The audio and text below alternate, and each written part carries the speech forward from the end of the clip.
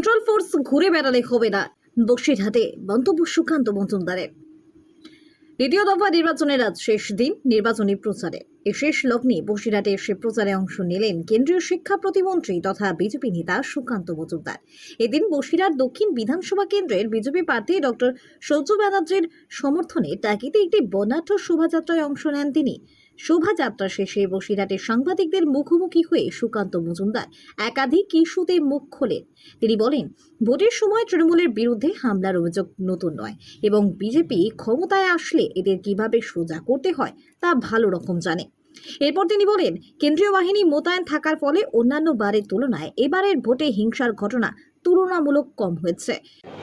হামলা করায় অভ্যেস এদেরকে, তো বিজেপি সরকার এলে এদেরকে কিভাবে সোজা করতে হয় আমরা জানি তো। গাজি পাজি সব সোজা করে দেবো, চিন্তা নেই। কমিশনের উচিত আরো কড়া হওয়া। শুধু সেন্ট্রাল ফোর্স ঘুরে বেড়ালে হবে না, কেলানিও দিতে হবে তার সাথে। প্রথম দফার ভোটেও বড়সড় অশান্তির ঘটনা তেমনভাবে সামনে আসেনি বলেই দাবি করেন তিনি। দ্বিতীয় দফায় হিংসার আশঙ্কা বাড়তে পারে বলেও মন্তব্য করেন সুকান্ত মজুমদার।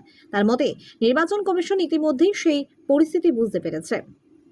বাহিনী আসার ফলে এবার অন্যান্য তুলনায় হিংসা তুলনামূলকভাবে কম।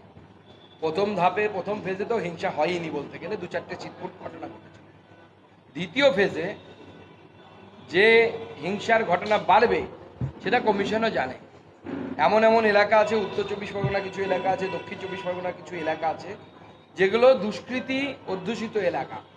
বাংলাদেশের সাথে ওপেন বর্ডার, বাংলাদেশ থেকেও দুষ্কৃতীরা ঢুকে অনেক সময় এখানে ঝামেলা করে, তো সেই সমস্যাটা আছে।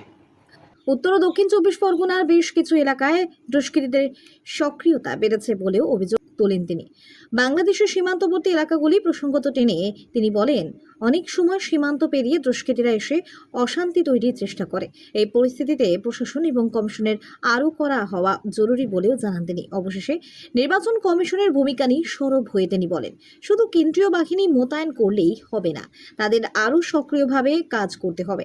তার কথায়, শুধু সেন্ট্রাল ফোর্স ঘুরে বেড়ালে হবে না, কেলানিও দিতে হবে।